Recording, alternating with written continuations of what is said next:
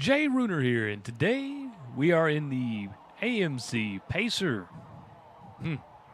It looks like a roach, and it sounds like a roach.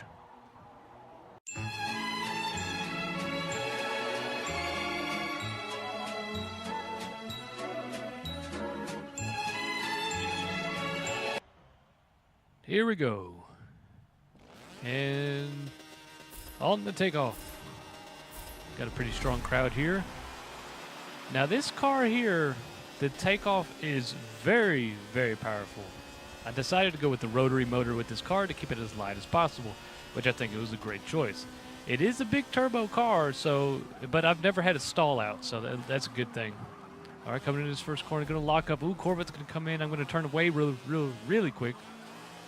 All right, got ourselves a nice little group here. Ooh, BMW almost losing, not bad. Corvette slow me down a little bit, but that's okay. Bide my time. This car has a lot of acceleration. Do not take the stat for what it is, because that is false, because the transmission, the way it's set up, didn't make it accelerate as well, but retuning it made it so much faster. All right, catching up to him slowly but surely. All right. Now this car handles very well. It's very nimble. And, don't do that to me, Corvette. All right, gonna come in on the inside. All right. But this car is very nimble. Very nimble. Oh, come on. What's wrong with you? Okay. All right, coming up on this BMW. Gonna try to find my way past him. Do want to talk about this car, but at the same time race. Oh, come on. What the? I'm glad the brakes are really good on this car. Because it is so light, the brakes are very, very good. Not as light as a Honda, but, you know, it's pretty light for its class and how much power it has. All right, I got to get past this BMW. He's very getting it. Okay, very annoying. Are the brakes really that bad on that BMW? Please, someone tell me. All right, going to try to make up my time here because of the acceleration. The Subaru starting to get a little ground, but that's okay. He probably has no top end, all acceleration, no top end, where this car has a lot of top end for its size. I think it has like 500 something horsepower. It's a lot of horsepower for such a small little car. And there we go. We're catching up to him.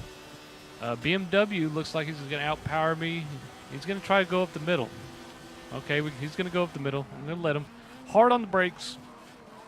The way I have the brakes set up, you can compress them all the way down at a higher gear, but not for too long, just for a little bit, or you will lock them up.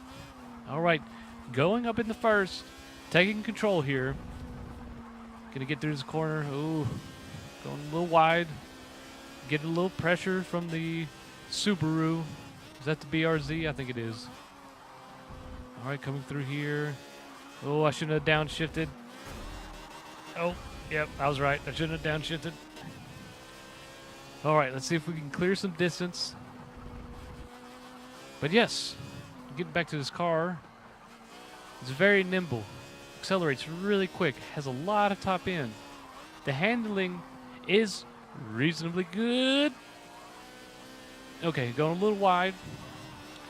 BRZ is going to get some pressure on me. Oh, cutting in a little too much. Should have gave him a little more space. That was my fault.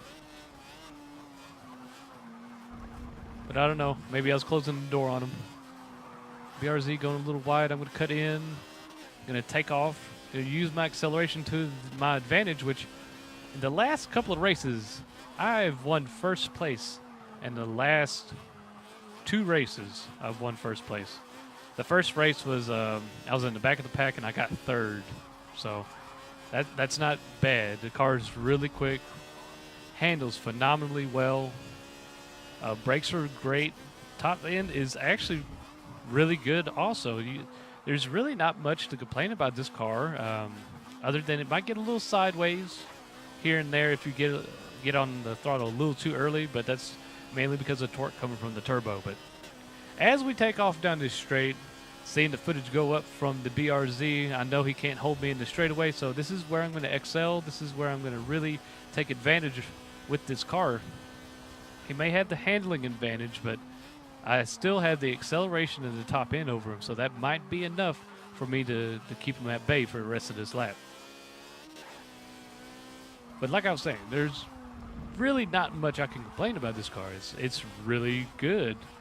Other than me making mistakes, this car is, I would have to put it in the top tier.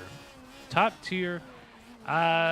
Since we don't have official leaderboards for A class, I can't say it would be competitive enough. What am I saying? Competitive enough with the leaderboards, but I would definitely put it at the top tier because I've won the last 2 races in first, and if I keep up the pace here, pace, yeah, the puns are terrible. I got cancer. All right, getting back to this race though.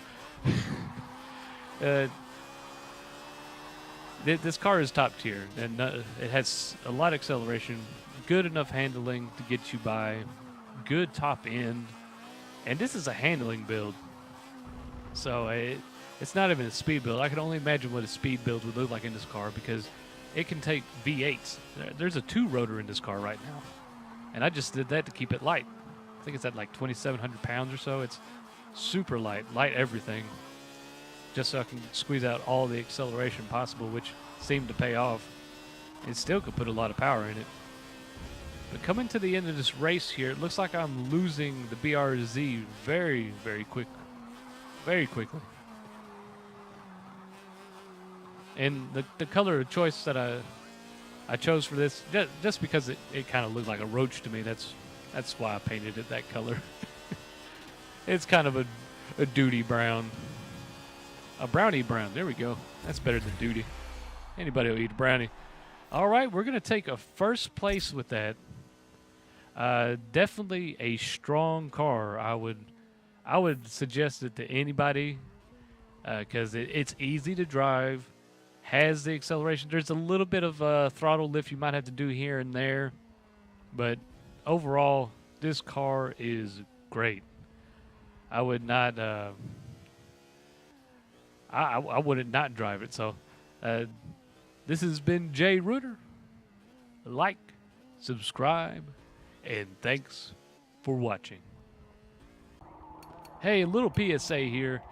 If you get into a race with somebody and he drives good or drives very well, send him a message. Be like, hey, GG, man. It was a good race. And use the compliment system that they got, you know, the driver feedback. And tell them, hey, I don't know what they're using the driver feedback for, but use it.